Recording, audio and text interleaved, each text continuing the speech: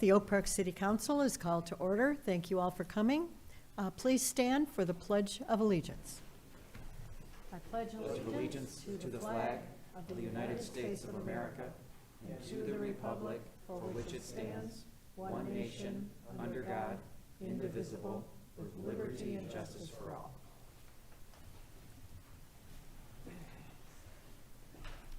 all. City Clerk Norris, would you call the roll? Mayor McCullough. Here. Mayor Pro Tem Burks. Councilmember Radner. I am here. Councilmember Edgar. Councilmember Whitehead. Okay, we have a quorum. Is there a motion to approve the agenda? So moved. Is there a second? Second. Thank you. All those in favor, please say aye. Any opposed? Motion carried. Next, we have the consent agenda. These are routine items presented as one item without discussion. Any council member can ask to have one dropped from the blanket motion and considered separately.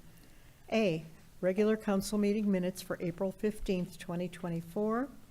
B, special council meeting minutes for the same date. C, special council meeting minutes for April 19th. D, request to schedule a public hearing on the fiscal year 2024-25 annual budget for Monday, May 20th, 2024 at 7 p.m. E, payment of invoices from OHM Advisors for GIS DWAM grant and the West 9 Mile Road design for the total amount of $33,028.75.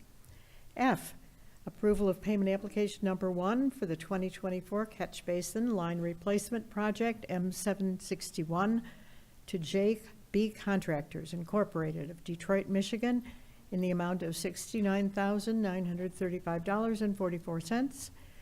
G, approval of payment application number 4 for the 2023-2024 Miscellaneous Concrete Project M754 to Mattioli Cement Company of Fenton, Michigan in the amount of $135,330.06. And H, business license renewals. Is there a motion to approve the consent agenda? Second. Thank you. All those in favor, please say aye. Any opposed? Motion carried. We don't have elected officials here, so that brings us down to item 7 on the agenda. I'd like to call Director Steve Cooper. Okay. City Manager Eric Tungate will read the proclamation. Thank you, Madam Mayor, members of council. I'm going to turn it over to Director Cooper in just a moment. But before I do, as we normally do for our retiring employees, I would like to read a special recognition for Troy Taylor. The Mayor, Council, and Administration of the City of Oak Park, Michigan, in testament and tribute to his distinguished public service and lasting contributions to the City of Oak Park and its residents, wish to express their sincere appreciation to Troy Taylor. You have served as a pillar of integrity in this organization and have helped set the city's high standard of excellence. You have served as a source of guidance, support, and leadership for your colleagues, and it is those qualities that will have a lasting imprint on the City of Oak Park. Your dedicated spirit, wealth of knowledge, and overall dedication to the City of Oak Park will be sorely missed. Troy Taylor, thank you so much for your service. It will never be forgotten, and it is so much appreciated. With that, I would like to turn it over to Director Steve Cooper. Thank you, boss. Good evening, Mayor, Council, City Manager Tungate. Lieutenant Taylor is not present to receive this acknowledgement or his plaque this evening, but I will accept it on his behalf and make sure that he receives it. Lieutenant Taylor officially retired from the City of Oak Park on Tuesday, April the 30th, after 25 years of service as a public safety officer. He was a highly decorated officer who had received numerous citations and awards during his distinguished career. Throughout his career at Oak Park, he held numerous positions and assignments. Lieutenant Taylor began his career as a public safety officer, and very soon thereafter he served as a field training officer. He was promoted to the rank of patrol sergeant and eventually was assigned as the training sergeant for several years. From that position, he transitioned to the Investigations Bureau as a detective sergeant, and after serving in his role as a detective sergeant for several years, he was promoted to the rank of lieutenant, where he returned to the patrol division and took over as a commander of the field training officer program. Lieutenant Taylor served as a range instructor, He was a member of the Special Response Team for several years before eventually becoming a team commander. During the latter part of his career, he returned to the Investigations Bureau as a detective lieutenant for several years. He was a lead instructor for OAKTAC, it's a county-wide response training group.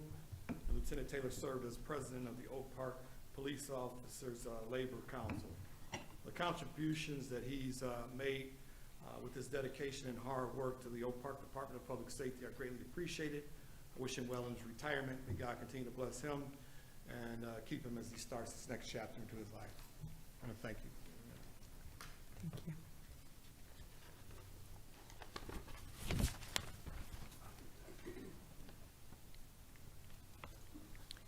Then, item 7B is the 2024 Sidewalk Program presentation, and I see Director Dave DeCoster coming up to the microphone. And City Manager Eric Tungate would like to present this. Madam Mayor, members of council, before I turn it over to Dave, so it's that time of year again, and we want to make sure that our residents have as much information as possible regarding our sidewalk program. Deputy City Manager DeCoster, please take it from there. Thank you very much. Good evening, Mayor, City Council, City Manager Tungate. First of all, thank you for allowing us to present tonight. We're going to present just a brief overview on the 2024 Sidewalk Replacement Program to City Council and any residents that are in attendance or watching. So, why do we do a sidewalk program? This is done to maintain safe sidewalks throughout our community, to keep city pedestrian-friendly, walkable, to keep in compliance with our Complete Streets program, our master plan, as well as the Americans with Disabilities Act. Having a sidewalk program is following best practices, and it helps reduce lawsuits and liability for both the property owners and the city. So the project location, this year we are north of Lincoln, so that's the far north portion of the city. As City Council knows, we do a project biennially, which is every 2 years. We have now, in the last 24 years or so, hit every section of the city. We do every section, depending on there's some variances, but usually about every 20 years. The inspector actually out there, we made a comment last week, the inspector inspecting it has now inspected every sidewalk in the city. So she's well aware of all of it, well aware of the regulations, and does a great job. So this, like I said, this year we are north of Lincoln. So what are the criteria? We look at 7 or 8 basic criteria. The first one is settlement and raise, and these are the issues that you'll see walking up and down the sidewalk sometimes where the settlement, one block has settled a little bit and there's what we call a trip hazard. So anything above 3/4 of an inch, separation between 2 flags, we are going to replace. We are looking at cracked slabs. Typically, if a crack is open 3/8 of an inch or more or has 3 cracks in the slab, we're replacing that slab. Spalling or scaling, that's where the surface begins to deteriorate. You'll see pits and surface deterioration on the sidewalk. 4 is a cross slope situation. Typically, a sidewalk should flow from the back of the sidewalk or the house towards the street. And that's to ensure positive drainage. So that's when you might have a perfectly good square of sidewalk, but it's just tilted wrong? Correct. Yeah, especially if it's tilted back towards the home. So, the other criteria are hole or chip. We're pretty conservative on this. We try not to be too picky, but if the hole is large enough for a heel or a rollerblade to get caught in there, we will replace that slab. The 7th criteria is miscellaneous. So if it's water, say there's water holding in the slab, if it's curved around a tree, maybe it's only 4 feet wide, not 5 feet wide, that will get replaced. And the last is city responsibility. So any flags that have a utility structure in it or at a corner, maybe there's an ADA issue at a corner, the city will take on that responsibility. And the city is by far the largest invoice, gets the largest invoice by far throughout this program. So some general guidelines that we look at, I mentioned ADA. A couple of them are that cross slope we talked about. We're looking for a 2% maximum. Again, from the back of the sidewalk towards the street, 2% maximum. So there's a 5% longitudinal slope that we're looking for. So as you walk down the sidewalk from house to house, you don't want to go downhill more than 5% or uphill more than 5%. There's a 5-foot minimum width that we maintain throughout the city. Does that mean thickness? 5 foot wide. Oh, 5 feet. So our typical sidewalk is 4 inches thick, but we're looking for at least 5 foot wide for wheelchairs and ADA accessibility. We're looking for the turning space at the key flag, so when you come up that sidewalk ramp, a wheelchair has enough room to turn. That cross slope, again, the 2% cross slope from back to front, that's 1.2 inches over that 5-foot span. Anything over that can make it difficult for a person in a wheelchair to navigate that sidewalk, that's why we Or a stay. kid on a bike, maybe? Yeah, you could feel it. When it's 2%, even somebody walking will feel it, especially if you're in a wheelchair or something. So again, I mentioned here, the cross slope should always be Are people tilted. on a walker or Yeah. cane or? Exactly. Should always be towards the road for positive drainage. Talked about those running slopes, those longitudinal slopes. The max is 8.33. The ADA preferred is 5%. So we will allow a little over 5%. But one of the things we're looking at is the counter slope. So when one sidewalk comes down or converges with another flag, we don't want that flag to go up more than 5%. So those, where those two meet, we're measuring that as well. So we get a lot of questions on mud jacking and grinding. So you'll see here on the left, a couple of examples. The red is a 5% slope towards the home. We know that's incorrect and needs to be replaced. The black there shows what's probably a correct slope of about 2% towards the street. A lot of our problems are either cross slope or trip hazards. The problem is when you grind it, I think Kara mentioned it good at our last meeting, once you start grinding, you lose some of that integrity of that concrete. So you may grind away an inch or two, maybe in a couple of years you grind away another inch. That concrete is only 4 inches thick as it is. So now things can crack, things can break, and again, we only come by every 20 years. So if grinding is only gonna be a temporary fix, where it's gonna crack or break or something in the next couple of years, we wanna get it now so you're good for the next 20 years. Most of the time with mud jacking or grinding, you can't meet those ADA specs. Not saying you always can't, but sometimes when you do that, the slab will crack or break. Again, the homeowner would have to pay twice now. They're paying a contractor to come out to mud jack and grind it. It could crack and break, and we have to do it again.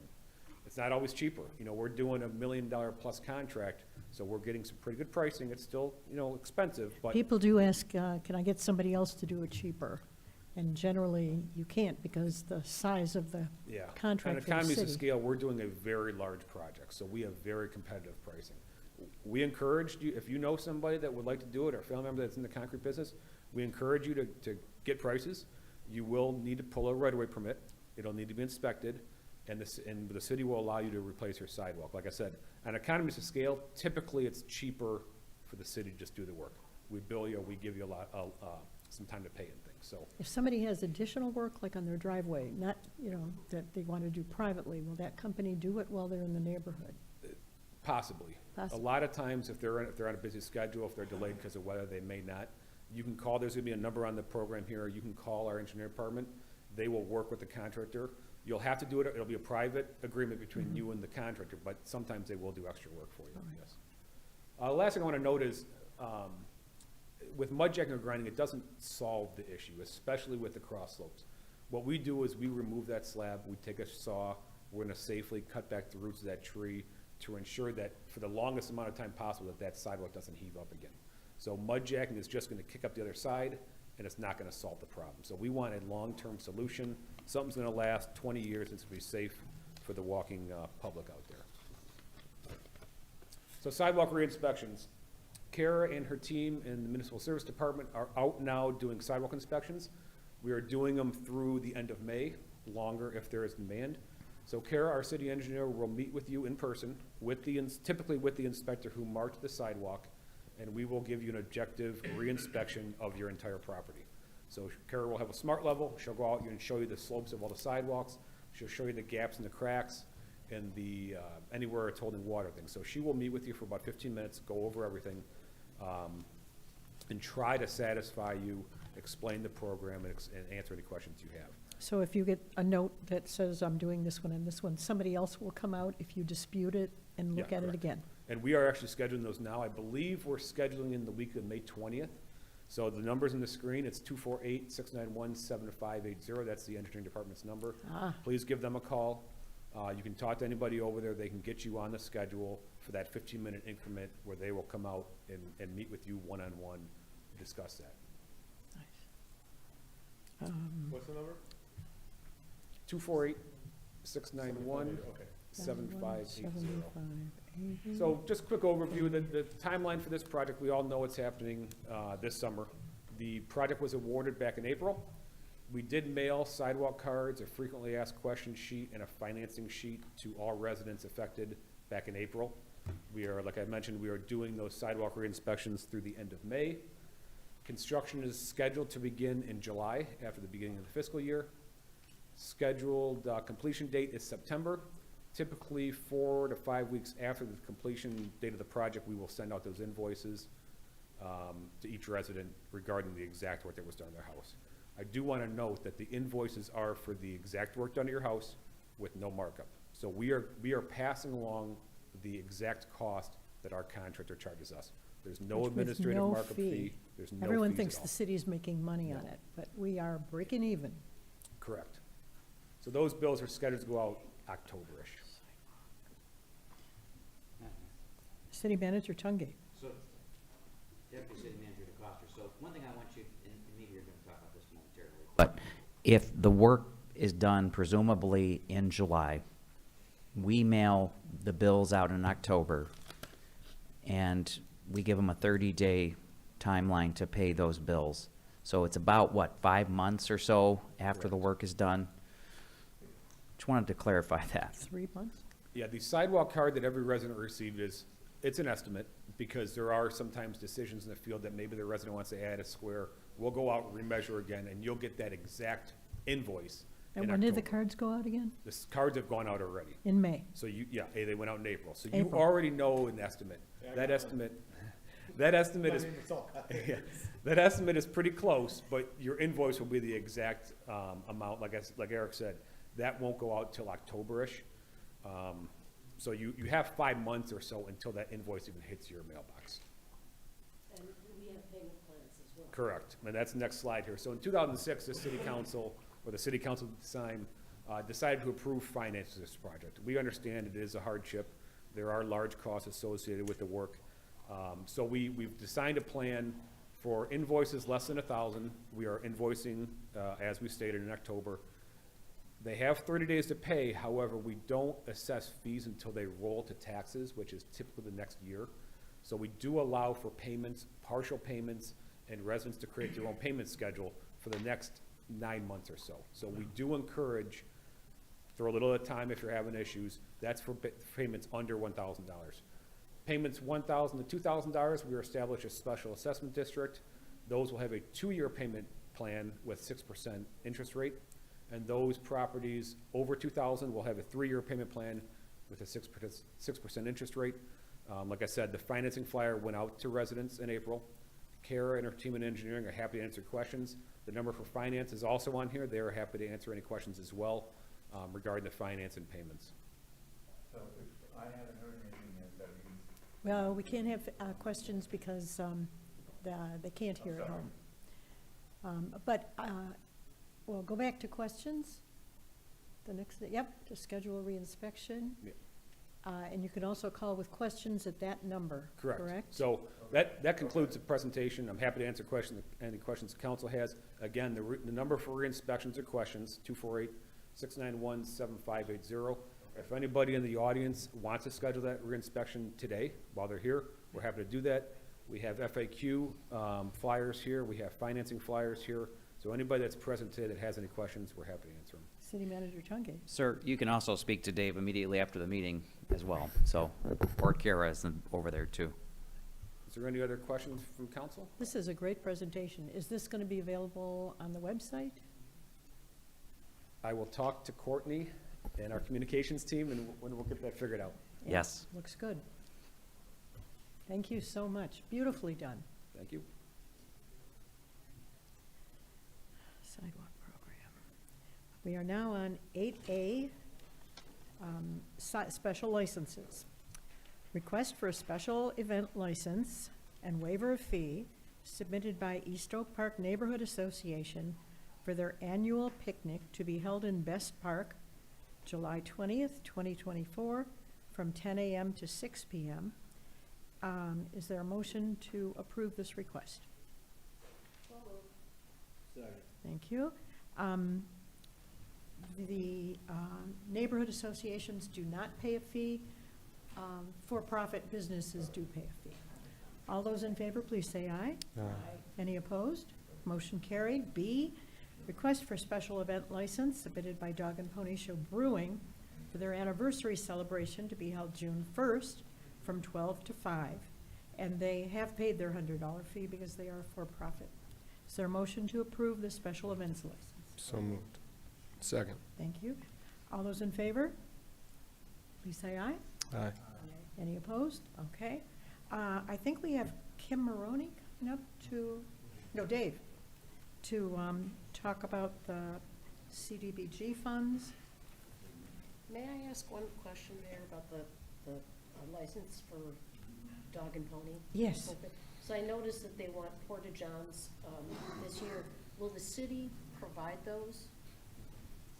Will it cost extra for them? Not to my knowledge, we're not providing those.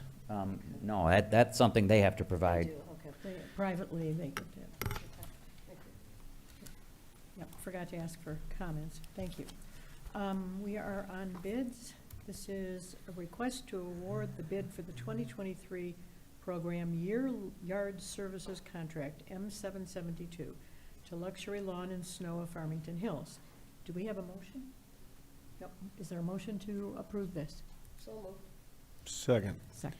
And then we have a little presentation, and then you can ask questions. Good evening again. At the April 1st, 2024 regular meeting of the City of Oak Park City Council, the requested bid, the 2023 program year yard services contract was approved. On April 26th, 3 proposals were received. The low bidder, Luxury Lawn and Snow of Farmington Hills, Michigan, submitted a bid totaling $296 per service. The total amount of services requested will not exceed $26,000. This price is lower than last year's bid of $525 per service. CDBG allocations toward this program have decreased from $36,500 in program year 22 to $26,000 in program 22 and 2023, and unfortunately, we believe it will decrease again next year. But at this point, we recommend that City Council award the bid for the 2023 program year yard services contract M772 to Luxury Lawn and Snow of Farmington Hills, Michigan. Funding is available in the CDBG fund for this expenditure, and I'm happy to answer any questions you may have. Okay, are there questions? I have one. It's like, how many requests do we get for this, and how many of those are granted? So we grant about 75 requests a year, and this is for yard grass mowing and snow removal. I spoke to Dan Fairless, the Deputy Director over Municipal Services, and because the cost is lower this year, he is going to start taking a look at the budget and see if we can add some more homes to it. We do have a wait list. As you know, OSHLA administers this project for us, so they go through the vetting process and assist us with the administration. So he will be going through the next month or so to kind of see how far we can stretch this budget and see if we can add some more homeowners to this. And I would love to know, before the budget gets approved, how many requests we have that are We can get not- that for you. that we can't. Sure. And I do want to note that, I did mention earlier, we do expect next year's program year 2024 to go down. We've talked about it previously. Oakland County is capping the amount of yard services funding we can utilize towards this. So they're capping CDBG funding at 15% to go to yard services. Why are So- they capping? I don't have an answer on why they're doing it. I don't have an answer on a lot of stuff that happens with CDBG. Because of that, Kim and Dan are working on a grant with Oakland County to help supplement that.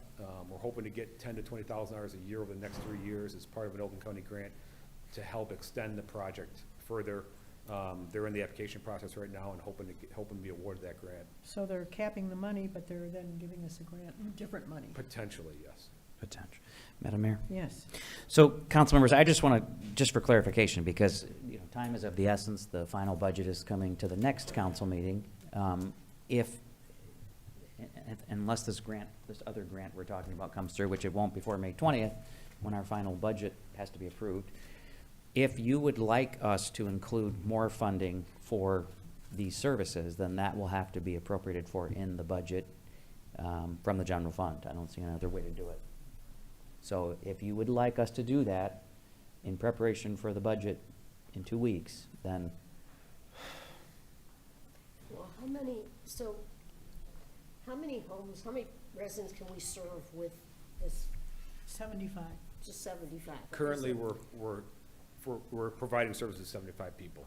Keep in mind, it depends on the weather a little bit. You know, we had a mild winter, so we didn't do as much of the snow removal. So sometimes money can move a little further.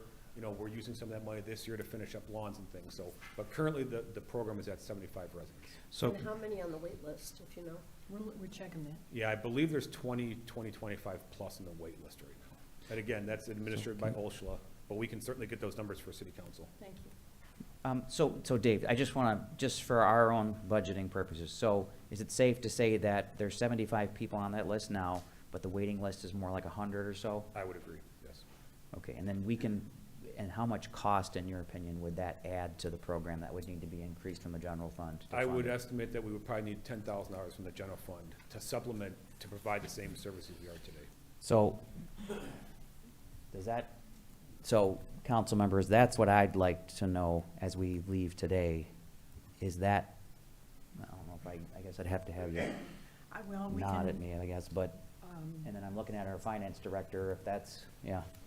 So, What do we need to do? I A would motion like, or- I We would will- like to be able to service those people who qualify, but we don't have the money for them. Is there anybody else have an opinion on this? I'm with you. I feel like we should continue to add to the program since we have a big need in this community. We've got a lot of older adults and they cannot get this work done by themselves. Councilmember Radner, do you have an opinion? I agree. It's doable. We should do it. Councilmember Whitehead? okay. I think you would agree. Okay, so it's safe to say, so let me propose this. If we put 10,000 additional in from the general fund to supplement to the yard services program, right? For next year, so we'll include that in the May 20 budget request that I'll be going over next meeting. But as we go forward, it's possible that we'll receive this grant for additional funding anyway. Correct. Okay, so, in other words, Sandra, let's do it for year 1, but not year 2 and 3 of the budget. And then hope to get that grant. Okay? Perfect. Well done, Colleen. Thank you. The city moves smoothly and together and, I need a motion and roll call? Okay, no, okay. Motion and roll call for that then? 10,000? motion to, add Well, aren't we- $10,000 from the general fund to the, program for the yard services for seniors so that the additional 25 requests can be honored. So moved. Is there a second? Should we really be voting on this before the whole budget is up? You don't have That really doesn't make sense. to. Okay, that's okay. Yeah, I'll table the motion. Table. I'll withdraw it. Okay, you're gonna, I'm sorry, Madam Mayor, may I? So, Yeah. okay, No so reason I to don't do think we need to, piecemeal, because, okay. you know, the budget itself will be approved through motion, resolution, and so forth, so I don't think it's necessary. So we'll just include that. Okay, Thank perfect. you. Thank you all for your flexibility. Thank you. Item 10, city attorney. Would you speak to the extension of the existing Metro Act right-of-way permit? Good evening, Madam Mayor and City Council. The city clerk is in receipt of a request from Michigan Bell Telephone doing business as AT&T for an extension of its Metro Act right-of-way permit for a period of 5 years. The city originally issued a Metro Act right-of-way telecommunications permit to AT&T on August 16, 2004 for a period of 5 years and subsequently approved its renewal request for subsequent extensions with a current term that expires on August 31st, 2024. AT&T now proposes to extend the permit for an additional 5 years for a term to end on August 31st, 2029. With respect to extensions, the Metro Act and the permit itself provide that an application for extension for a period of 5 years or less may be submitted by the permit holder. Therefore, the current request for a 5-year permit extension appears to be in order. The Municipal Services Director has received the request and has no objection to same. Okay, so you would like a vote. We need a motion, resolution to approve the request from AT&T for an extension of the Metro Act right-of-way permit. Second. Thank you. Any discussion or question? Could you explain like what this Yeah, means? I was have gonna no say the idea. same thing. This is Councilmember Edgar. Back in 2002, the state of Michigan created a statute, Act 48 of Public Acts of 2002, to create the Metropolitan Extension Telecommunications Rights-of-Way Oversight Authority. And this was to assist telecommunication companies in providing oversight and also to cutting through the red tape needed to implement high-speed internet access at the lowest possible cost for consumers.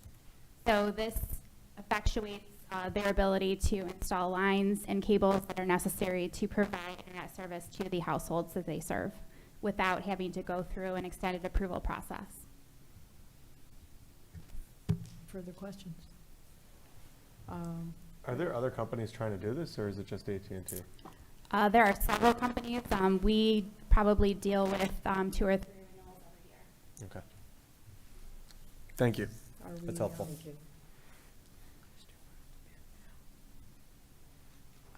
Do we need a roll call? Yes. Councilmember Edgar? Yes. Mayor McClellan? Yes. Councilmember Radner? Yes. Councilmember Whitehead? Yes. Motion carried, thank you. 10B, City Attorney Kraus. This is a request to approve the transfer of control over 123.net Metro Act right-of-way permit. This is, again, one of the companies that does the Metro Act permits under the statute. On or about April 25th, 2024, the City of Oak Park received a request for approval of transfer of control over 123.net in connection with the Metro Act right-of-way permit extension issued by the City of Oak Park to 123.net on October 24th, 2022. The request indicates that on April 11th, 2024, 123.net signed a purchase agreement with 123.net Holdings LLC, and under the terms of that agreement, 123.net Holdings LLC will control 123.net. In that regard, and in accordance with Section 11 of the permit, 123.net is seeking to assign and transfer its interest in the permit to the new controlling entity, 123.net Holdings LLC, and this is permitted under the terms of our existing Metro Act permit. Okay. Do you have questions? No. We have- Not anymore. Need the motion. Okay, motion to approve transfer. So moved. Second. Second. And we don't have questions, so we can do voice vote. All those in favor, say aye. Aye. Any opposed? Motion carried. Thank you. City Manager Eric Tungate. Thank you, Madam Mayor, members of council. 11A1 is a recommendation for an appointment to the Oak Park Youth Assistance Board, and the recommendation that the Oak Park Youth Assistance Committee is making is to appoint Emily Clark, who happens to be the City of Oak Park's Human Resources Generalist. As you know, the Oakland County Circuit Court Family Division, which oversees this program, requires the local unit of government have formal approval of their appointees, and that's what this request is asking for. Okay, so is there a motion? Well, let's see, is there a motion to appoint Emily Henley Clark to the Oak Park Youth Assistance Board? So moved. Second. Any discussion? All those in favor, please say aye. Aye. Any opposed? Motion carried. Thank you. Okay, 11B1 is a request to receive and approve exception recommendations regarding special assessment districts. Our Finance Director, Director Sandra Crawford, is here to explain. Good evening, Mayor, council members, City Manager Tungate. Item 11B1. Before you is a request to receive and approve exception recommendations regarding the special assessment districts. At the council meeting of April 1st, 2024, City Council adopted Special Assessment Resolution Number 9 to confirm the roll with exceptions of 18, which are attached, which were removed temporarily for further review. City Council also adopted Special Assessment Resolution Number 10, setting the due date of May 21st, 2024, together with the penalty of 10% for Special Assessment District Number 712, Delinquent Utilities, Special Assessment District 713, unpaid false alarms. Special Assessment District Number 714, unpaid property blight. And Special Assessment District Number 715, unpaid miscellaneous concrete. The recommended action is, it is recommended that the unpaid invoices belonging to the following parcels be restored to the Special Assessment District Number 712 for delinquent utilities, along with the original 10% penalty. Address 23534 Park Lawn, address 21940 Morton, address 10241 Albany, address 13331 Irvine, address 21340 Park Lawn, and then the following parcels be restored to the Special Assessment District Number 714, along with the original 10% penalty for the unpaid property blight. Address 10241 Albany, address 22120 Condon, and the following parcels be restored to the Special Assessment District Number 715 for unpaid miscellaneous concretes, along with the original 10% penalty. Address 23534 Park Lawn, and address 21120 Gardner. It is also recommended that the invoices belonging to the following parcels be removed from the Special Assessment District Number 712, along with the original 10% penalty for delinquent utilities, and that are addresses 10040 Albany, 22120 Condon, 23470 Radcliffe, 23510 Scotia, 23740 Wildwood, 26235 Coolidge.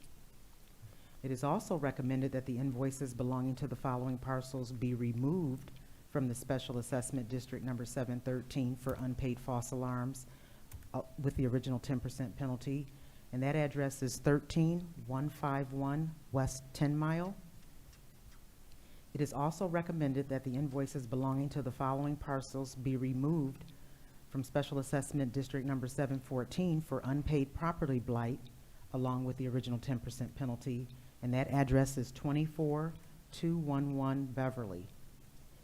It is also recommended that the invoice belonging to the following parcel be removed from the Special Assessment District Number 715 for unpaid miscellaneous concrete, along with the original 10% penalty, and that address is 23535 Roanoke.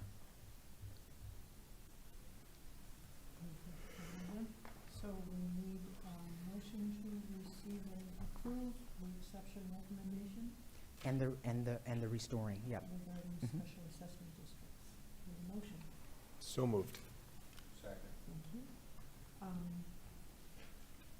Anita, roll call, or just, roll call, please. Mayor McClellan? Yes. Councilmember Radner? Yes. Councilmember Whitehead? Yes. And Councilmember Edgar? Yes. So when you get these bills for the special assessment, you can contest them. All the ones that are contested are evaluated and looked at. And that was the list that she read. Some of them were canceled and some of them were reapplied to the list.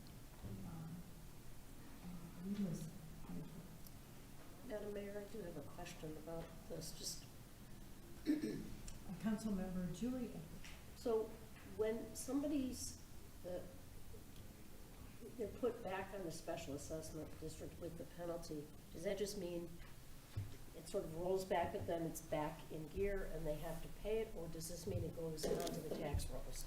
It means that it goes back to the roll, they get the 10% penalty, and then they have until May 21st, 2024 to pay for it. If they don't pay after that date, we come back to you to actually, we send out the special assessment notice. So actually, after tonight, we'll send out the special assessment notice, letting those who are put back on the roll, letting them know what the new amount is with the 10% penalty. It'll have a due date of May 21st, 2024 on it. Anything that's not paid by that date will get an additional 5% penalty added, and then that will be put on the July tax bill. So I noticed that some of these addresses are the same.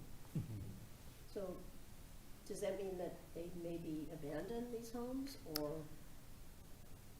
just, I couldn't speak for that for delinquent utilities. I'm not sure with the blight in the research. I believe that every address a letter was sent to either the taxpayer or the property manager of that property, so someone's getting the bills. But I couldn't confirm if they're vacated properties at this time. thank you. Sandra? Yes. Madam Mayor, if I could, Sandra, correct me if I'm wrong, they're required, vacated or not, the owner is required to have a correct address where they can receive Oh, absolutely. these, okay. So regardless, you know. Yeah, they would have gotten notification, and like I said, especially with some of these that came out to be the exception, because somebody came or called or by letter and asked that these be looked into, and so then we're just reporting on the 18 and putting them back on there. Or for the ones that were to be put back on, and then some were to be permanently removed. I think they did already, right? Okay, we're gonna move to 11B2, Director Sandra Crawford for this one as well. Before you is a resolution to authorize budget amendment 2024-4 for the period ending March 31st, 2024. Before you, the third quarter budget amendments for the general fund are attached and summarized below. The proposed amendment has no net impact on fund balance and includes the following notable items. The increase in payroll and fringes costs due to mid-year wage increase in most departments, increase in building revenue due to greater than anticipated building activity, the general fund contribution toward the 11-mile parking lot street lighting project moved from the expenditures and from the transfers in, which was a no net change overall. The increase in interest income due to better than expected investment earnings from higher interest rates, increased costs from unfunded state mandates for elections, and then with respect to the special revenue funds, there was an increase in Act 51 street revenue due to higher than expected state distributions. The street fund expenditures was adjusted for 2 projects from fiscal year 23 that was not included in the rollover budget amendments earlier in the year, and the cost savings from less snowfall during the year. There was also increase in billings to other governmental agencies for street maintenance work performed, and also adjustments to the library fund budget for the amendments approved by the library board. For the capital project funds, again, we adjusted capital outlay for the 11-mile parking lot street lighting project, which was moved to a future year. The proposed budget amendments, again, have no impact on the fund balance of the general fund, while keeping the estimated fund balance at approximately 17% of annual expenditures. The amendments to all of the funds keep the fund balance at targeted ranges and are done in compliance with the state of Michigan requirements and guidelines. The recommended action is approval of the resolution to authorize budget amendment 2024-4. Madam Mayor. City Manager? Council members, I just wanted to, I wanted to acknowledge, I see Mr. Sherman in the audience, so I wanted to acknowledge one of the amendments to the library fund is a contribution for him. So I wanted to acknowledge that and thank him for that contribution, that positive contribution that helps out. Thank you. So we need a motion to authorize this amendment. So moved. Second. Okay, discussion? Questions? Roll call, please. Councilmember Radner, Yes. Councilmember Whitehead, Yes. Councilmember Edgar, Yes. Mayor McClellan. Yes. Thank Motion you. carried. Thank you. Public safety. Okay, 11C1, Director Steve Cooper, please join me at the podium, sir. And good evening. Good evening again, sir. Good evening, Mayor and Council. Before you, I have Oakland County Tactical Consortium Agreement. OCTAC was established to coordinate a countywide training initiative to prepare Oakland County in the event of a major incident requiring a mutual aid response. attaches the updated Oakland County Tactical Consortium agreement that amends and replaces the interlocal agreement that was established in 2012 under the Urban Corporation Act of 1967. The new agreement cleans up existing language in the documents and adds 3 trustee positions to the board. It allows the board to appoint a fiduciary, which will be Oakland County Emergency Management. Each law enforcement agency in Oakland County wishing to remain a part of OTAC will have to have their governing body approve the agreement. As far as the financials, the annual dues are $500 per year. So I'm coming before council asking you to approve a resolution amending the OTAC agreement from 2012 and accepting the new agreement that's attached, and it has been vetted through legal as well. Make the motion. Thank you. Is there discussion or questions about the consortium? Just in simple words, what are we agreeing to consort? It's, like I said, OTAC has been formed since 2012. When I came before you in 2012, it was basically all of the counties, or all of the various departments in Oakland County were getting on the same page as it related to various types of training, whether it be an active shooter response, a riot control situation. And to formulate that, you had to have an agreement in place. That agreement was in place, and since then, this is basically some kind of behind-the-scenes paperwork as it relates to they want to switch some board members. So in order to do that, they had to come before all of the Cities. departments and cities that had signed on initially to make that modification. So that's simply what it is. Great, thank you so much. We have a motion to approve the tactical consortium agreement. So moved. Second. We already had Uh, that. We're ready to vote. And so, any questions? Roll call vote? Councilmember Whitehead, Yes. Councilmember Edgar, Yes. Mayor McClellan, Yes, Councilmember Radner. Yes. motion carried, thank you. Okay, Director Cooper, 11C2, please. Before you, City Council, you have traffic control order number 160, section 1.34. City Engineer Kara Grisman has spoken with me regarding the narrow width of Sherman Street from Breckenridge south to the alleyway just before you reach 9 Mile. With vehicles parked on both sides of the street, the concern becomes the turning radius on Breckenridge, with large vehicles being able to negotiate the turn and accessing Sherman Street, specifically large vehicles such as fire trucks. Engineer Grismer had contacted the Traffic Improvement Association, also known as TIA, who conducted a study and determined with the street measuring 25 feet in width and currently allowing parking on both sides of the street, which takes up 8 feet of width on both sides. This would leave only 9 feet of width for larger vehicles, including emergency response vehicle.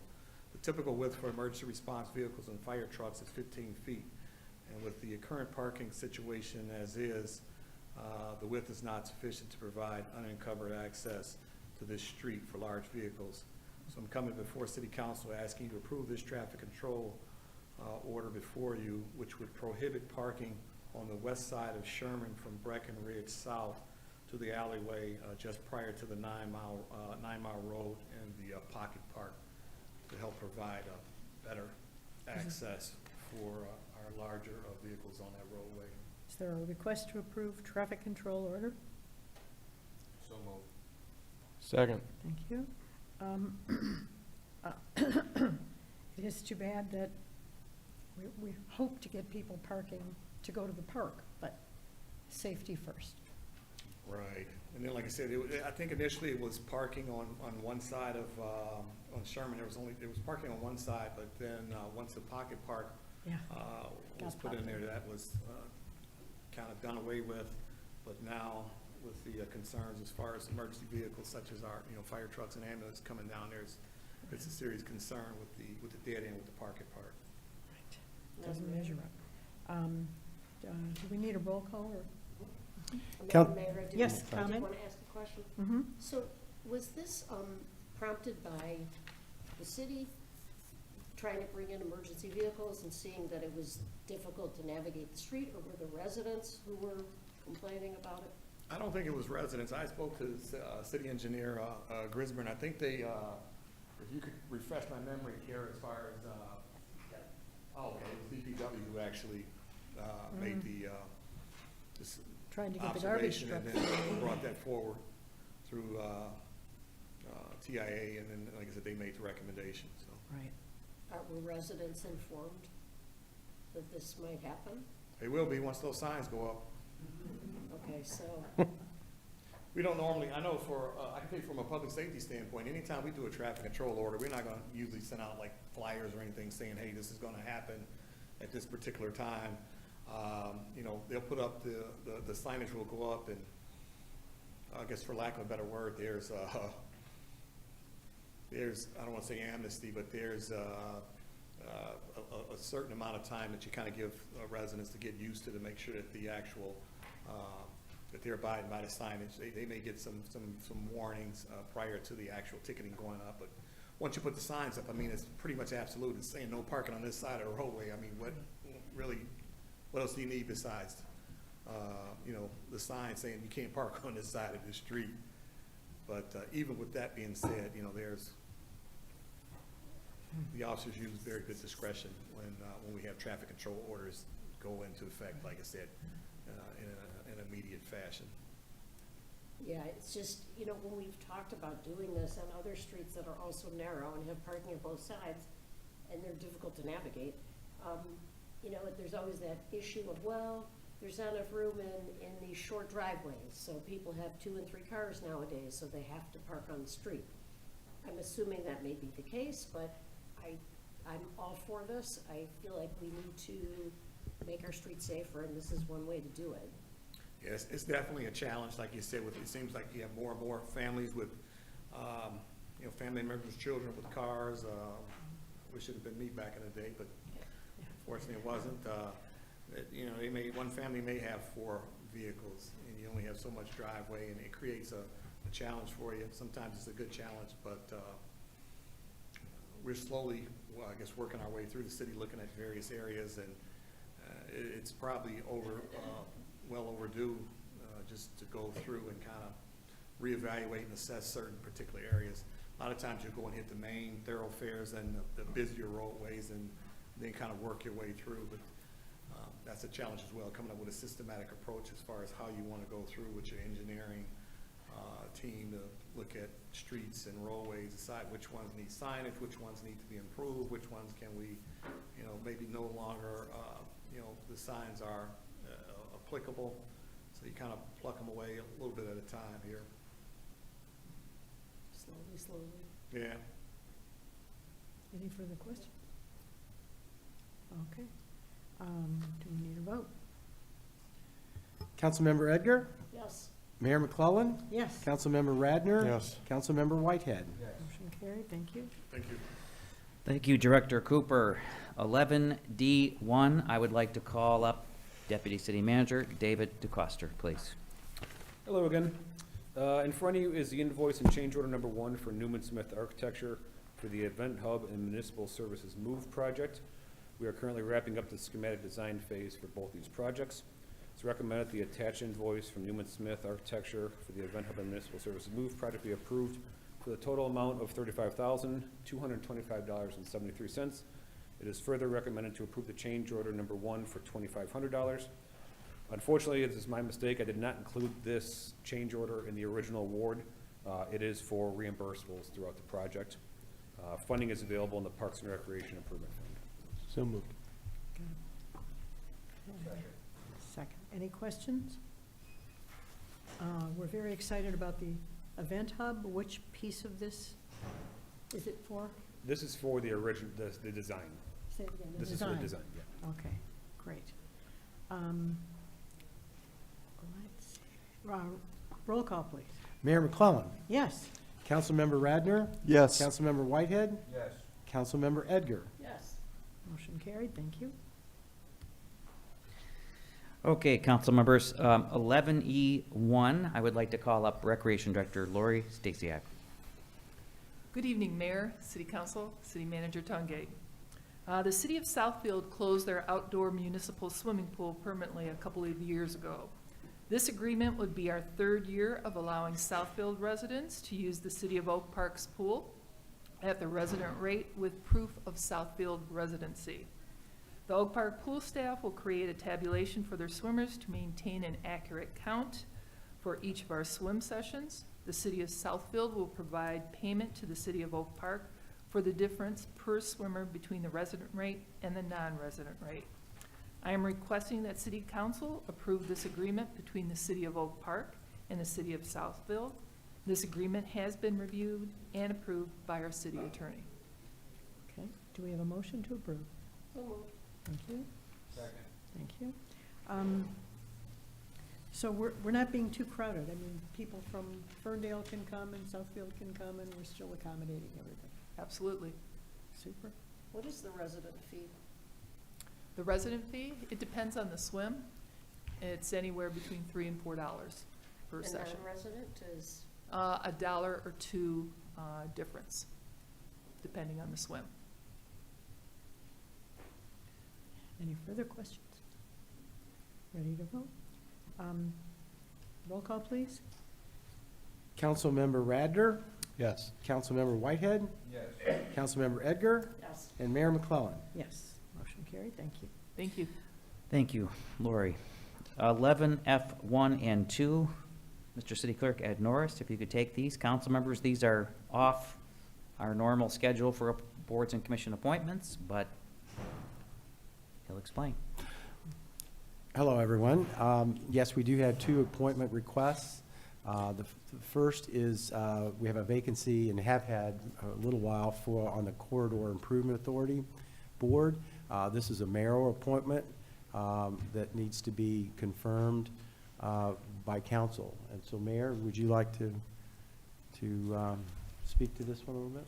Okay, so in order to be on the Corridor Improvement Authority Board, you either have to have a business that's in the corridor improvement area defined, 9 Mile, 11 Mile Coolidge, or if you're a resident, you have to live within that area. Sophie Wuchik is the owner of the framing company on Coolidge with her mom. And she would bring youth and a new idea to the board. It would be very welcome, and she's excited about doing it. So we would like to appoint Sophie. Do we have a motion to appoint? So moved. Second. Okay. It's a mayoral appointment confirmed by council. Are there any questions? All those in favor, please say aye. Aye. Any opposed? Sophie, welcome to the board. Next is an appointment to the Parks and Recreation Commission. We had a resignation on that board, and so there's an opening. And we did have an individual who applied and was interviewed in February, was not appointed because we didn't have room. And so that person is being brought forward to you tonight, John Stuyvenberg. I think I'd say that right. Good, great. So council, we need a motion to appoint John to the Parks and Rec Commission. So moved. Second. Any discussion? All those in favor, please say aye. Aye. Aye. Any opposed? Motion carried. Okay, okay. 11G1 is change order number 1 and budget amendment from Blue Star Demolition of Warren, Michigan for environmental testing and abatement services at 21950 Eastwood in the amount of $66,307. Deputy City Manager Dave DeCoster, take it away for us, please. Thank you again. As City Manager said in front of you is change order number 1 for the environmental testing and abatement with regards to the demolition at 21950 Eastwood. Originally, this contract was approved for $16,200. However, it's been determined that asbestos testing and abatement will be required. As you may remember, this was a fire damaged property and we didn't think it may be necessary. However, after looking at some items and talking with the contractor, to be safe, we are going to do the proper asbestos testing and disposal of the abatement material. So this is a change order request for a total of $6,307. Just to note that this project will be special assessed to the homeowner. We are doing this on a court order for that home, so this cost will be passed through to the homeowner of that property. However, to do this work, we do need a change order, a budget amendment in the amount of $6,307 in the contractual board-ups fund to cover the initial cost. Okay, do we have a motion for that? So moved. Second. Thank you. Are there questions? Just want to say one thing, Yes, Madam Mayor, City the Manager. neighbors will be very happy when this Yes. work is done. Yes. I can say that. It's a blight in the neighborhood. Roll call, please. Councilmember Whitehead, Yes. Councilmember Edgar, Yes. Mayor McClellan, Yes, Councilmember Radner. Yes.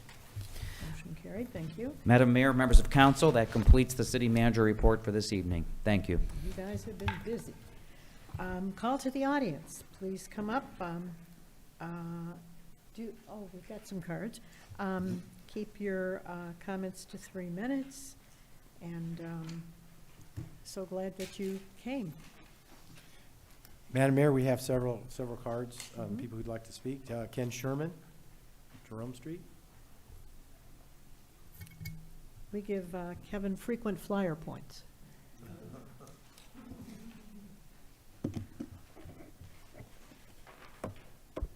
Do I get the audience warning? Oh, yes. No hollering at the staff, yeah. Okay. Good evening, City Council. I have two different topics to cover. One, I'm sure everybody got in their utility bill mailing the informational brochure about library events. But I also want to bring to your attention that the back half is empty. So from an economical and information perspective, I would think that there are enough boards and commissions, like the Recycling Commission or whoever, that it would make more sense to put something on the backside of mailings for the same price.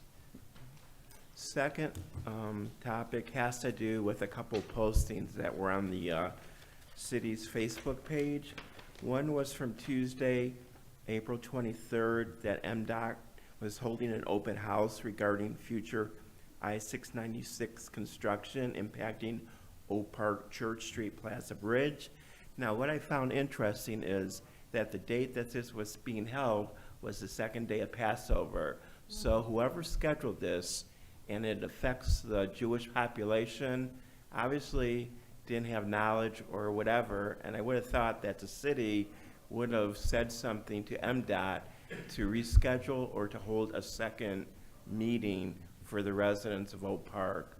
So I'm just bringing that to your attention, whoever, coordinates meetings.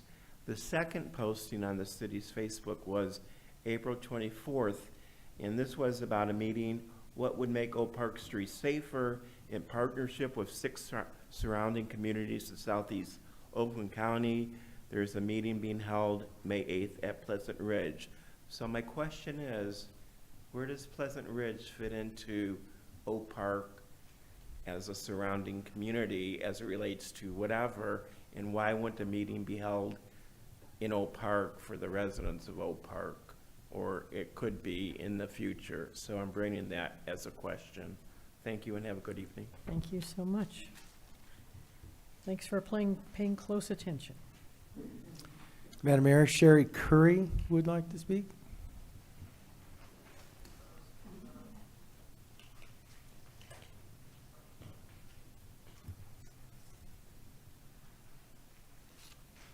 Good evening, Mayor and City Council. I'm here, I'm just a hard-working resident, and I live next door to this house that has been progressively just deteriorating. I've taken pictures, sent them, I called the code enforcement department. I even sent you pictures, Mayor, 1 year. But I've been here almost 9 years, and this home has just, it's a blight. Animals come across through my yard.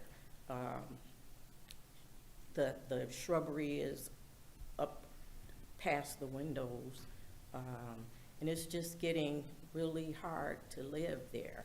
And I don't think it's fair for all of the residents that are on the street keep up their lawn and their homes, and this one particular house has been allowed to exist like this for the 9 years that I've been there. City manager has a comment. And ironically, I didn't even hear that address on the blight list that was, that was listed tonight.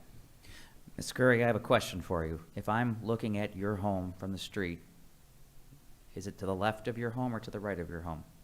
If you're looking at my home from the street, it would be to the right. Okay, so we have your address, and Yes. I'm going to make sure that staff looks into the matter Please, as soon as tomorrow. please. Now, ironically, today, the front lawn, the weeds were cut down today because I called and I said I was going to come to the city council meeting today. The department that I called, I guess they each time I call, they say they have a complaint about this home and nothing's been done. And I have been here 9 years, and it's getting unbearable. Okay? Thank you. Thank you Thank for you. coming. And the last card I have is PG.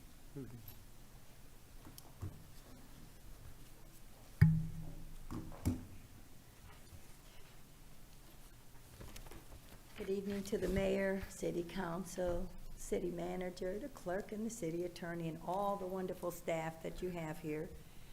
Earlier this year, my husband and I came and we gave a donation towards the Juneteenth celebration that you're going to be having here in Oak Park. And I said that if things worked out great, I would be able to give another donation. So I'd like to give you another donation today, if you would be kind enough to accept it. From me and my husband. Well, we gotta ask Sean. Well- Are we still accepting donations? We're always accepting donations. Yeah, thank you. Thank you Okay. twice. Thank you so much.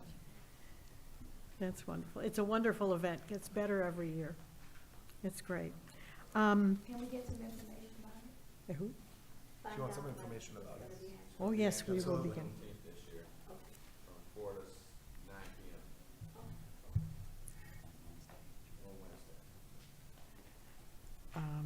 Let's see. So when we get to you, can you give us more about Juneteenth? Just an announcement, May is Mental Health Awareness Month. Every family is touched in some way by someone with a mental health issue.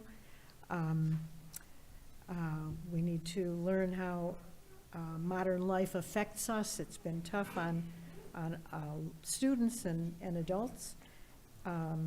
Find ways to manage stress and advocate for yourself and your community. You're not alone, every family. World Day of Dance was held, and it was just so much fun. Lots of dancers from around the world. African dancers asked the audience to come and participate. We learned 3 steps. We had a wonderful time. And it's learning about other cultures, learning to appreciate our differences, and it was a wonderful, warm afternoon, much needed in today's environment. It's not, you don't look like Carolyn Burns. Solomon Radner. I can be Carolyn. Okay. Good night, everyone. Council member Julie Edgar. Thank you all for coming out. And I noticed today that Metro Road ran a story about a member of our community who has a baking business called Mother Hive. She also raises bees, honeybees, in her backyard. So this is part of the partnership that the city entered into with Metro Road, and I think it's great. Wonderful story. Really excited to see this happening in our community. So yes, I was happy to see that. Thank you all for coming today. Madam Mayor, can I piggyback on those comments? I just wanted to, on that same front, I just want to thank Courtney Flynn for pursuing that partnership with Metro Road, because it's one of the many things that she has done to really get our communications going and our relationships out there. So thank you, Courtney. Didn't want to miss that opportunity. And to that all of the wonderful reels that we're posting are very entertaining and educational, and I think everybody should check out the reel with our city manager. He's having a, what do you call it, Lightsaber duel. fight in a store along 9 Mile called Miradell. So anyway, the communications department has been doing some really fun things and really showcasing our wonderful city. Thank you. Councilmember Whitehead? Thank you, Madam Mayor. I want to echo you, Madam Mayor, that World Dance Day was an awesome event put on by the Arts, Culture, and Diversity Commission. And what I forgot to say was that Sean Whitehead, our council member, was the sponsor who made it possible. Thanks, Madam Mayor. Thank you. That's why they call him Big Sean. So for Juneteenth, to answer your question, it's going to be June 19th, that Wednesday, the actual holiday this year. We're super excited about that. It's going to be from 4 to 9 p.m. At 4 o'clock, we'll have historical museum. It's a pop-up museum. We'll also have our mobile health unit doing different screenings. We will have our Walk a Mile in My Shoes walk at that time at 4 p.m. And then our program will start around 5 o'clock to 7. And then there's going to be a concert from Back in the Day band from 7 to 9 p.m. So we're going to have a summer concert, and we're going to do it actually in our new event hub area. So we're going to be making history there, kind of groundbreaking. So please, please come out, and we really, really appreciate all your donations and support. And then last point, on a personal thing, I want to say happy birthday to my 2 twin boys. They had a great birthday yesterday. And They are one. they're 1 year old, and believe it or not, they raised over $1,500 yesterday for the NICU at Royal Oak Beaumont. So they're already following in mom and dad's footsteps and trying to just give back. So have a good night, everybody. It's the apples not falling far from the tree. Thank you very much. Thank you for coming, and this meeting is adjourned.